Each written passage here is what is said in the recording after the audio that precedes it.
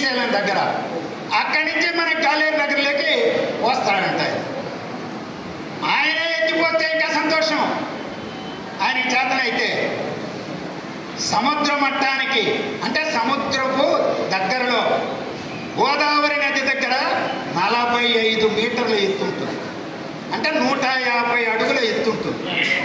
అక్కడి నుంచి 150 అడుగుల ఎత్తు నుంచి 865 అడుగుల ఎత్తు అంటే 715 అడుగుల ఎత్తుకు 4000 మెగావాట్ల విద్యుత్తు కరెంటు, 4000 మెగావాట్ల విద్యుత్తు.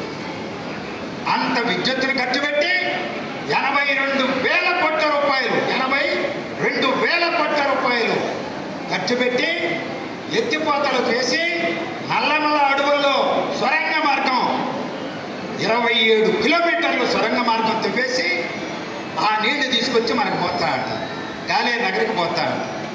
మనం ఏమన్నా చెవుల్లో మామూలు పువ్వు కాదు, ఎవరో చెప్తుంటారు అదేంటి కాలీఫ్లవర్ పెట్టుకోమన్నామా? ఒకవేళ తెలుగుదేశం వాళ్ళు పెట్టుకోమంటే నాకు తెలియదు.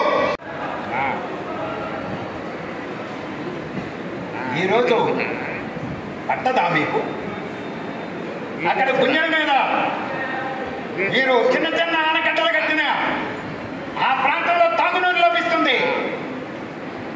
ఉద్యానవన పంటలు మామిడి, బొప్పాయి అవి ఇవి పండించుకోవడానికి ఉపయోగపడుతుంది.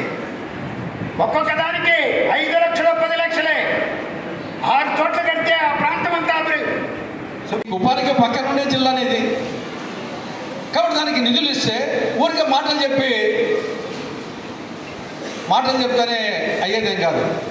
మాటలు కోటలు దాటుతాయి, తెడ్డు గడప దాడుతున్నట్లు మాటలతో కాదు. నిధులు రిలీజ్ చేయాలా, ఖర్చు పెట్టాలా. ఊరికి అనౌన్స్ చేస్తానే ఇన్ని కోట్లు 1000 కోట్లు అంటేనే వచ్చింది ఏం లేదు, అది వచ్చేసి డబ్బు రావాలా. కాబట్టి ఈ సాగునీటి ప్రాజెక్టులు పూర్తి చేయాలి నిర్ణీత సమయంలో. తర్వాత ఈ జిల్లాలో చెరువులు ఉన్నాయి. ఈ నైసర్గిక స్వరూపం వచ్చేసి ఆసుపత్రిలో ఫ్రీ వైద్యం ఉంటుంది, విద్యార్థులకు వచ్చేసి డబ్బు కట్టకుండా సీట్లు వస్తాయి మెరిట్ విద్యార్థులకు. కానీ చంద్రబాబు ప్రభుత్వం మొత్తం 10 మెడికల్ కళాశాలలు పులివెందుల, మదనపల్లి, ఆలూరు, ఆదోని, మార్కాపురం, పార్వతీపురం, బాపట్ల ఇట్లా 10 మెడికల్ కాలేజీలను గవర్నమెంట్ కాలేజీలను ప్రైవేట్ వాళ్ళకు ఏ ఆదానికో అమ్మానికో ఊరుకో వాళ్ళకు వచ్చేసి యాలానికి పెట్టడం ప్రైవేట్ పరం చేస్తాడంట. అందుకోసం ఇక్కడ నేషనల్ మెడికల్ కమిషన్ ఎంబీబీఎస్ సీట్లు ఇస్తానే కానీ మాకు వద్దు అంటున్నాడు. ఎవరైనా ఎంబీబీఎస్ సీట్లు ఇస్తే 50 ఇస్తే 100 కావాలా 150 కానీ అడగాలి. అలాంటిది పులివెందుల మెడికల్ కాలేజీకి 50 ఎంబీబీఎస్ సీట్లు పోయినసారి శాంక్షన్ చేస్తే మాకు వద్దని చెప్పేసి లేఖ రాశాడు చంద్రబాబు నాయుడు. అదేవిధంగా మదనపల్లికి రెడీగా ఉన్న ఇచ్చేదానికి 150 సీట్లు నేషనల్ మెడికల్ కమిషన్ ప్రైవేట్ వాళ్ళకి అమ్మాలని చెప్పేసి ఆల్రెడీ దగ్గర పూర్తి అయిపోయినాయి కాలేజీలు ఇవన్నీ. కాబట్టి ఈ విధంగా అనేక విధాలుగా అన్యాయం జరుగుతూ ఉంది. వీటన్నిటి మీద ఇక్కడే మన దగ్గర అది సంబేపల్లిలో చంద్రబాబు నాయుడు గారు మీటింగ్ పెడితే ఆడికి పోయి అడిగితే మామూలుగా కొట్టలే, మన పిల్లోళ్ళను మామూలుగా కొట్టలే. ఎస్పీ గారు అయితే మామూలుగా నువ్వు పలానోడు ఈశ్వర అయినటువంటి వాడు ఒకడు ఉన్నాడు, వాడు ఎక్కడున్నాడని అడిగి వాడు నీకు తెలుసా అంటే ఆ తెలుసు అన్నందుకు మళ్ళీ వాడిని 2 చేతులు ఇరగదీసి కొట్టేశాడు. కొట్టి వీళ్ళందరిపైన కమ్యూనిటీ వాళ్ళ పైన ఎవరెవరి పైన కేసులు ఉన్నాయో వీళ్ళందరినీ ఏరి పారేయండి అని చెప్పేసి ఎస్పీ గారు చెప్పారు.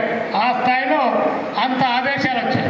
ఆయన చంద్రబాబు నాయుడు గారు వీళ్ళు మారరు, వీళ్ళు అవుట్డేటెడ్ అని చెప్పాడు. అంటే ఆయప్ప చెప్పింది అడిగినా కూడా అవుట్డేటెడ్ అంటారు. సరే మనం పోలీసు వాళ్ళు లాఠీ చార్జీలు లేకపోతే బెదిరించడాలు వాచీలు ఇప్పించడాలు వాటన్నిటికీ భయపడేటువంటి సమస్య లేదు. కానీ మనం 23వ తారీఖు జిల్లా వ్యాపితంగా దీనిపైన 3 రెవెన్యూ డివిజన్ కేంద్రాల్లో ఆందోళన చేస్తూ ఉన్నాం. దీనికంటే ముందు కనీసం మనం 1 లక్ష కరపత్రాల ద్వారా 1, 2 కాదు 17 లక్షల జనాభా ఉంది. 17 లక్షల జనాభాలో మినిమం 1 లక్ష కరపత్రాల ద్వారా మనం ఈ జిల్లా సమగ్రాభివృద్ధి పైన ప్రయత్నం చేస్తూ ఆ కరపత్రంలోనే ప్రాంతమే నష్టపోతుందనే అంశం రాష్ట్ర కేంద్రంలో అది కూడా విజయవాడ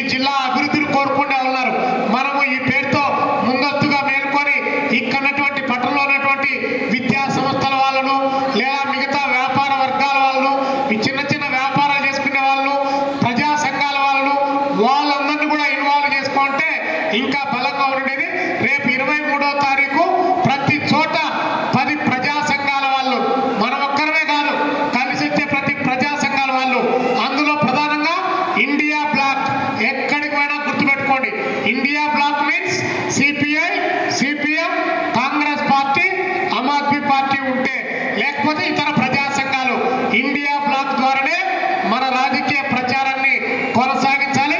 దానికోసం జూన్ 23వ తారీఖు అల్టిమేట్ 1,00,000 కరపత్రాలు ప్రింట్ చేయాలి.